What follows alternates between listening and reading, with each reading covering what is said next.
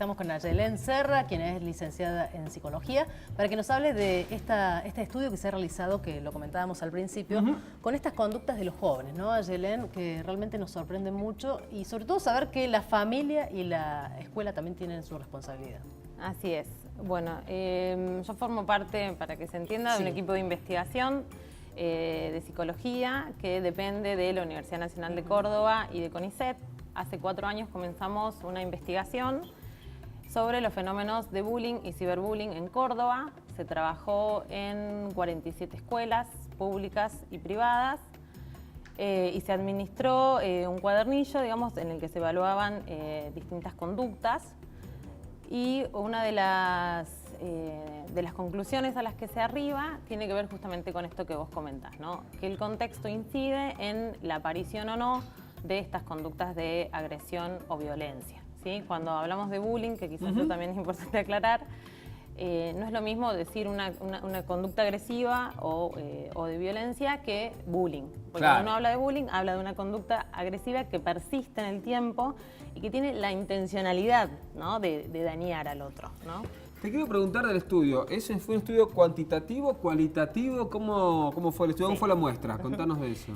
Es cuantitativo, Bien. ¿no? Nosotros hablamos, lo que nos permiten estos porcentajes es poder pensar, bueno, qué estrategias tenemos que realizar para poder prevenir estas situaciones, ¿no? No intervenir cuando la situación de bullying ya está instalada en la escuela, porque hablamos de ahí el acoso entre pares en la escuela, sino poder prevenir. Entonces, por ejemplo, alguno de los números a los que se arribó es que, por ejemplo, más del 60% de los y las jóvenes han estado en el lugar de víctimas, un poco más del 60% también han estado en el lugar de agresor, y quizás el dato más significativo es que más del 90% han observado situaciones de violencia o agresión dentro de la escuela.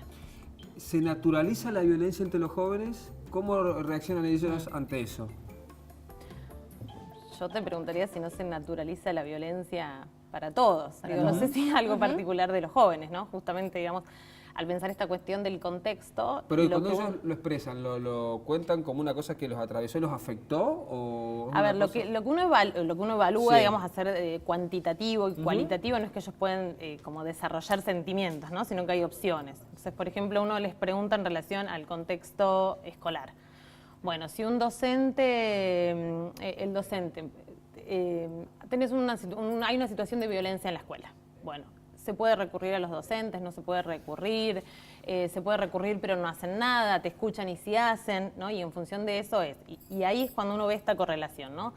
Cuando hay contextos escolares, donde hay un clima escolar que escucha, que favorece estos espacios para conversar, para pensar soluciones, donde el alumno se siente respetado también por el docente, bueno, la violencia disminuye. Quiere decir que esto no está pasando. No está esta contención, no está este clima. Exactamente. Claro. Exactamente. Lo mismo que en la familia, ¿no? Si uno ve que en aquellas familias que, por ejemplo, los límites se construyen, ¿sí? ¿Esto qué quiere decir? Que no es que, bueno, la mamá o el papá o las mamás o los papás imponen los límites de modo autoritario, sino que hay cierto consenso, por más que los límites los tienen que establecer los adultos. Que se interesan por sus hijos y sus hijas, por las actividades que realizan, acompañan en la escuela, acompañan en actividades recreativas, nos sentamos a comer a la mesa, nos escuchamos. Bueno, esto disminuye la violencia. En la medida en que haya menos espacios de conversar, de escuchar, de reflexionar, de empatizar con el otro, de pensar cómo resolver conflictos, bueno, digamos, lo que se ve es que estas conductas aumentan. Claro, y se suman, se multiplican. Dijiste que el estudio fue hecho en colegios públicos y en privados. Sí. ¿Hubo diferencia? No son significativas realmente las diferencias que hubieron. Se encontró, a ver, por ejemplo, que en relación, sí hubo algo significativo en la diferencia de géneros, ¿no? El género, digamos, masculino presenta más conductas agresivas y violentas que el femenino. Probablemente eso tiene que ver con los estereotipos de género que tanto se viene, digamos, hablando en este momento, en la actualidad. En relación a los observadores o las observadoras, la familia no tiene una incidencia tan alta como si en la escuela, ¿no? En una escuela donde hay mayor violencia, donde hay menos espacios, bueno, justamente, ¿no? Para conversar o para recurrir, donde no, bueno, ahí aparece más este rol de, aumenta, digamos, no me sale la palabra, hay más violencia y por tanto el número de observadores aumenta. Me hizo un trabalengua ahí. Sí, no hay diferencias significativas entre escuelas públicas y privadas. Se está todo el tiempo discutiendo el rol de la escuela, de los docentes, qué pasa con los chicos. En base a este trabajo que vos tuviste, en el que estuviste participando, seguramente habrá que ahondarlo, me imagino, como suele ocurrir. ¿Qué es la primera recomendación que sentís que sí se puede hacer en relación a lo que tiene que ver con lo que pasa en las escuelas y lo que pasa con las familias, ¿no? Y pensándolo en relación a las conductas o los posibles episodios de violencia? ¿Qué es lo que primero se te viene a la mente de lo que ustedes vieron? Sí, a ver, justamente, ¿no? El PROTRI, que es lo que se presenta el día lunes, este material pedagógico, primero fue pensado, y creo que esto es importante, de modo interdisciplinario. ¿Por qué? Porque estamos hablando de algo que es complejo, ¿no? Entonces, trabajamos psicólogos, pedagogos y comunicadores.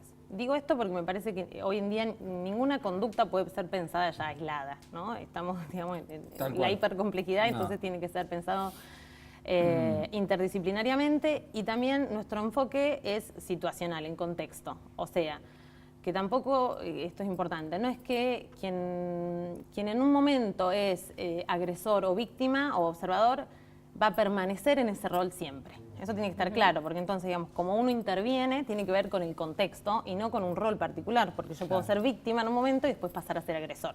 Tal ¿sí? cual. Entonces, sacar el foco entonces del sujeto. Claro, esto no es, acá el tema no es la conducta individual, bien. ¿no? Que es lo que, como, bueno, a ver, ¿qué hizo fulanito? Claro. Se portó mal, es malo, ¿qué hacemos? Levantamos una nota Claro, no, por ahí no va. Bien. Entonces, justamente, digamos, en esta propuesta pedagógica se trata de 3 talleres que lo que buscan, digamos, es fomentar.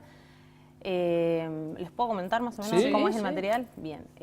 La idea es trabajar, digamos, en 3 talleres. ¿sí? En un primer taller se trabaja sobre todo, digamos, esto lo conduciría, digamos, el docente.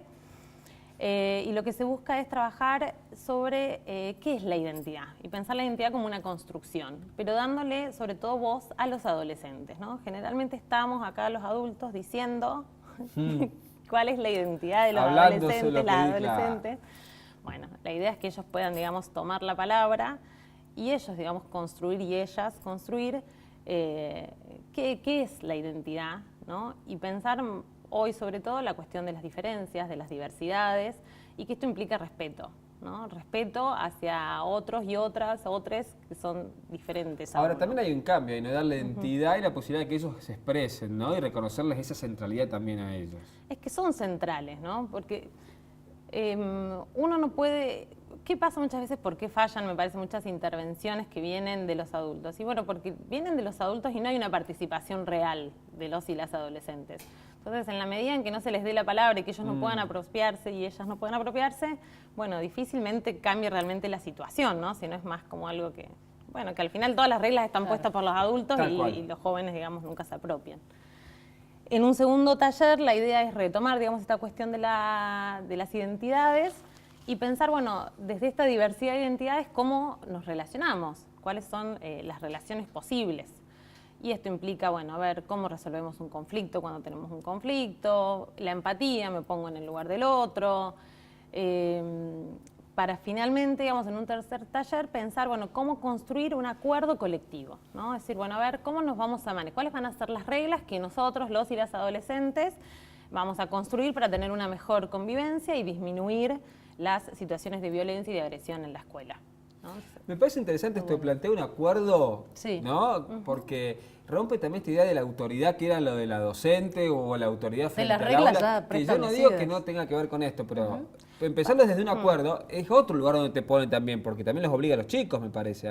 Pero también a comprometerse, porque ellos generan este código de convivencia. Que cuando uno le da el lugar al adolescente, al joven, el adolescente lo toma, ¿no? El problema es que muchas veces, la mayoría de las veces no se da. Claro.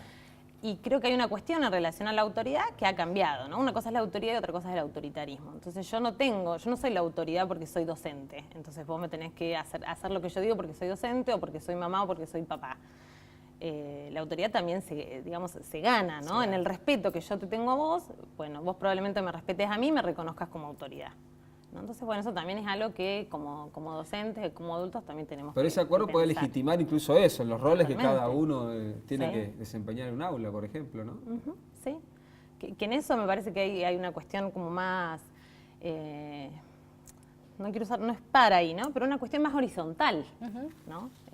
No es algo tan vertical. De respeto mutuo. Exacto. Social. Exacto, porque eso es lo que los y las jóvenes dicen, ¿no? Cuando ellos perciben que los docentes los respetan, bueno, eso también hace, a ver, somos modelos, los adultos somos modelos, Tal entonces cual. tenemos que dar el ejemplo. Y está bueno que ustedes también pongan en esto en el tapete de que tiene que asumir la escuela y la familia que influyen, ¿no? En estos contextos de violencia y que... Y que tenemos que trabajar todos juntos, Claro.